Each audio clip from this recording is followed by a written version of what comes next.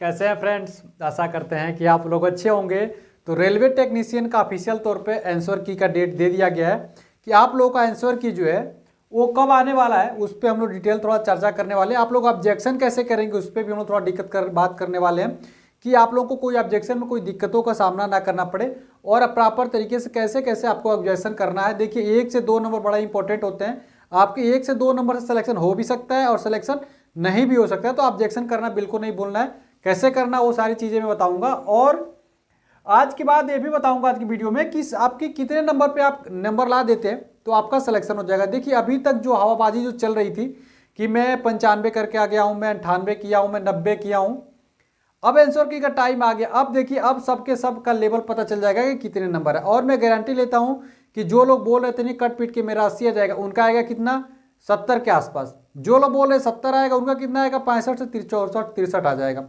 तो ऐसा होता है हर आंसर की में हुआ, ऐसा नहीं कि आप लोगों के साथ हो रहा है। जब हम लोग भी एग्जाम दे रहे थे तब भी वैसा हुआ था और मैं खुद भी एग्जाम दिया हूँ तो मुझे भी पता है कि उस समय क्या लगता है बाद में क्या होता है। तो आइए हम लोग सब कुछ इस पर डिटेल में एक बार चर्चा कर लेते हैं। तो देखिए आपका आंसर की का डेट दे दिया गया, जो आपके आंसर की एक तरीके से समझिए अब आई गई है और कब से आ रही है तो आ रही है 6/1/2025 को, यानी 6 जनवरी को आपके 9 बजे ही लिंक क्या हो जाएगा, एक्टिव हो जाएगा। ये जो लिंक है आपका एक्टिव कितने बजे होगा, 9 बजे। ये जो लिंक है आपका 9 बजे ही एक्टिव हो जाएगा। लेकिन एक बात याद रखिएगा, 9 बजे आप बैठ जाएंगे खोल के तो 9 बजे लिंक बिल्कुल नहीं एक्टिव होता है। वहां से 9:30 बजे के आसपास ही लिंक क्या होगा, एक्टिव होगा। तो आपको परेशान नहीं होना, आधा घंटे के आसपास में ही लिंक एक्टिव होता है। ये नहीं कि 9 बजे बैठ जाएंगे और 9 बजे लिंक एक्टिव ही नहीं होगा और परेशान हो जाओगे क्या हो गया क्या हो गया।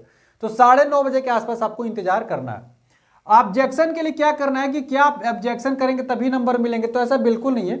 यदि आप ऑब्जेक्शन नहीं करते हो और आपके जगह पे आपके शिफ्ट में कोई और अदर स्टूडेंट ने कोई भी पूरे इंडिया से आपके शिफ्ट में कोई भी एक ऑब्जेक्शन लगा देगा तो आपको भी नंबर मिलेंगे। लेकिन आपको रिस्क नहीं लेना है। अगर आपको लगता है कि आपका सही है तो निश्चित तौर पे आपको एनसीईआरटी बुक का हेल्प लेना है। देखिए और मान लीजिए एनसीईआरटी बुक में मैथ के और रीजनिंग के सवाल नहीं मिलते हैं तो कहीं बुक से ढूंढिए, किसी तो बुक में होगा। और बुक में नहीं मिलता है तो खुद अपना सॉल्यूशन बनाइए और आप भेजिए रेलवे को, और रेलवे को लगता है कि आपके द्वारा जो सॉल्यूशन भेजा गया वो बेस्ट है तो निश्चित तौर पे आपका वो क्वेश्चन सही मान लिया जाएगा। और साइंस की बुक के लिए तो एनसीईआरटी पैटर्न पे जाना ही पड़ेगा, तो एनसीईआरटी बुक को फॉलो कर लीजिएगा। नहीं होगा तो नीरज सर वगैरह बताते ही हैं तो वहाँ से आप लोग फॉलो कर लीजिएगा। उसके बाद से आप लोग को करना कुछ नहीं रहता, जहाँ से आप लोग आंसर की डाउनलोड करते हैं उसी के बगल में ऑब्जेक्शन रहेगा। तो सारी चीज़ें मैं बता दूंगा, बस आने दीजिए। ऑब्जेक्शन कैसे करने के लिए उसके लिए वीडियो बना दूंगा। एक बात और, ये 6/1/2025 से लेके 11/1/2025 तक यानी 5 दिनों तक आपका ये काम चलता रहेगा ऑब्जेक्शन करने का। लेकिन यहाँ ध्यान दीजिए ये रात्रि का मध्य रात्रि तक का नहीं है, 11 तारीख का सुबह ही खत्म हो जाएगा। तो आप लोग 10 तारीख तक अपने कामों को क्या कर लीजिएगा, यहाँ पे खत्म कर लीजिएगा। 10 के तारीख तक खत्म कर लीजिए, क्योंकि आप सोचेंगे अगले दिन करेंगे और अगले दिन सुबह 9 बज जाएगा और एक बार लिंक खत्म हो जाता है फिर दोबारा एक्टिवेट ये नहीं होता है। ठीक है, तो आप लोग ऑब्जेक्शन अच्छे से कर लीजिएगा। वो भी सारी चीज़ें मैं बता दूंगा, बस आपका आंसर की आने दीजिए थोड़ा। फिर सेफ कट ऑफ की बात कर लेते हैं। अगर आईटीआई वालों के लिए देखेंगे और पीसीएम वालों को देख लिए, दोनों का अलग अलग माजरा है। ठीक है, दोनों का ऐसा नहीं है कि आईटीआई वालों का जो नंबर कम आ रहा है तो उनका सिलेक्शन नहीं होगा और पीसीएम वालों 90 95 98 करके आएंगे तो नहीं का सिलेक्शन होगा, ऐसा कुछ नहीं होगा।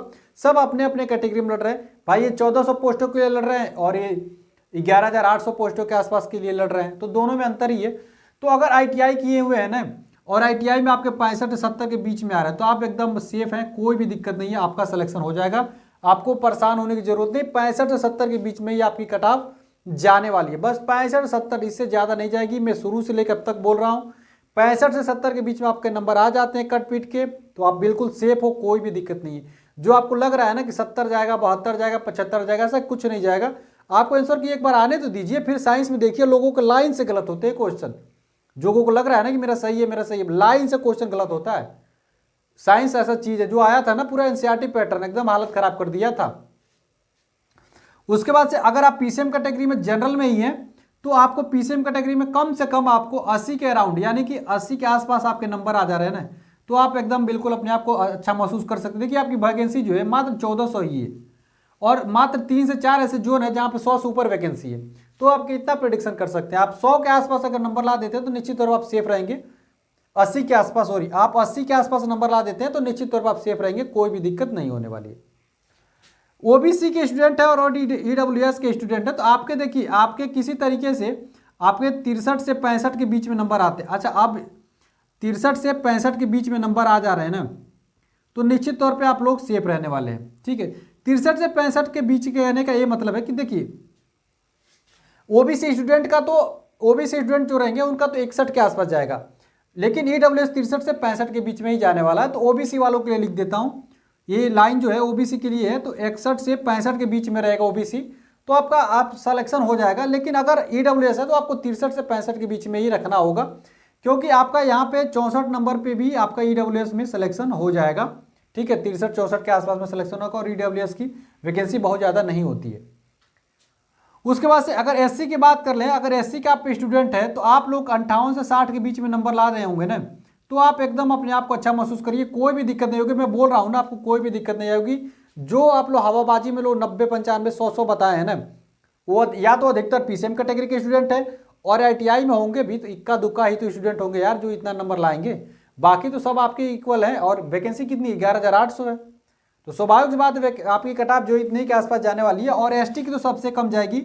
यदि आप 55 से 58 के बीच में नंबर ला देते हो ना, तो मैं गारंटी लेता हूँ आपका सिलेक्शन हो जाएगा। और इतने पे आपका सिलेक्शन नहीं होता है तो मुझे निश्चित तौर पे कमेंट करके बताइएगा जब आपका सिलेक्शन नहीं होगा कि सर मैं इतना नंबर लाया था और मेरा सिलेक्शन नहीं हुआ।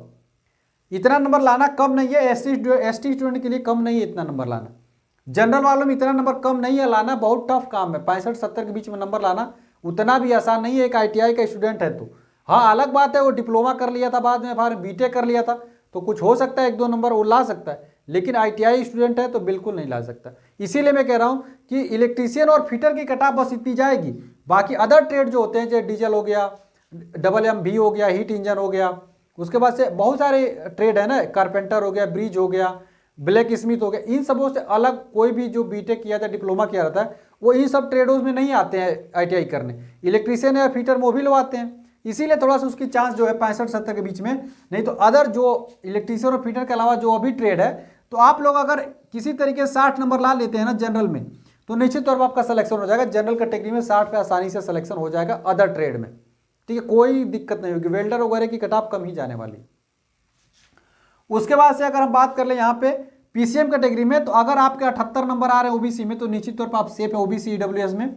उसके बाद से 75 पे एससी में है तो आप सेफ रहने वाले हैं। और एसटी में अगर आपके 72 नंबर आ रहे हैं तो आप बिल्कुल सेफ रहें। देखिए, ये भी कट ऑफ बहुत सोच समझ के बता रहा हूँ, ऐसा नहीं है कि मैं कुछ भी बता दे रहा हूँ। अगर इतने गिर्द गिर्द आपके नंबर आ रहे हैं तो आप अपने आप को अच्छा महसूस करते हैं और निश्चित तौर पे आपका सिलेक्शन हो रहा है इस बार टेक्नीशियन में।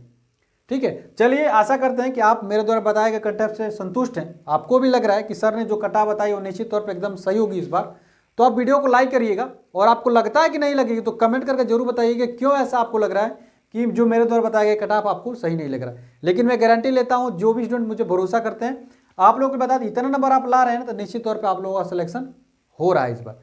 चलिए, वीडियो अच्छी लगी हो तो वीडियो को लाइक करिएगा और चैनल को जरूर सब्सक्राइब कर लीजिएगा। मिलते अगली वीडियो फ्रेंड्स, तब तक के लिए व्हाट्सएप ग्रुप जो कि डिस्क्रिप्शन में उससे जुड़ जाइए और हमारे चैनल को सब्सक्राइब करने के साथ साथ बेल बटन को दबा दीजिएगा। और ग्रुप डी की तैयारी करना चाहते हैं तो मेरे व्हाट्सएप ग्रुप से जुड़ जुड़िए। मिलते अगली वीडियो फ्रेंड्स, तब तक के लिए फ्रेंड्स जय हिंद।